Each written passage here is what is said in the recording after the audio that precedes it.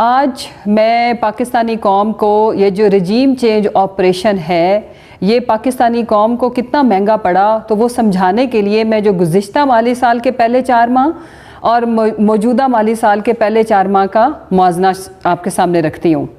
जो माली साल के पहले 4 माह में तरसीलात ज़र थी उसमें 9% कमी हुई और जो महंगाई की शरह है वो इस वक्त पाकिस्तान की बुलंद तरीन सतह के ऊपर है और मुल्क में इस वक्त महंगाई जो है वो 25% तक बढ़ चुकी है।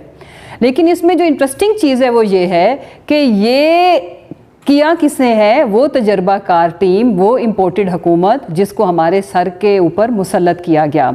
अब बात कर लेते हैं लार्ज स्केल मैन्युफैक्चरिंग की। इसमें भी मनफी ग्रोथ देखी गई है। अगर हम जीडीपी ग्रोथ की बात करें उसमें भी जो रेट है वो तकरीबन 2.6% उसमें कमी है। टैक्स इकट्ठा करने में ये इतने निकम्मे साबित हुए हैं कि 16% कमी, और ये रिकॉर्ड कमी है। क्यों?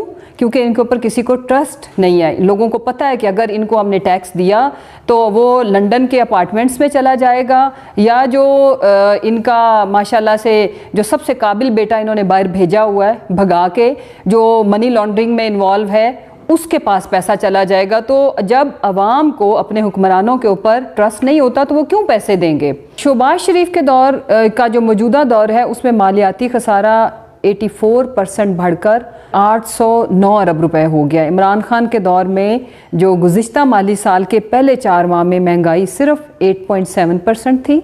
लार्ज स्केल मैन्युफैक्चरिंग की जो ग्रोथ थी वो 10.2% थी और बरामदात के अंदर तकरीबन 20% इजाफा रिकॉर्ड किया गया।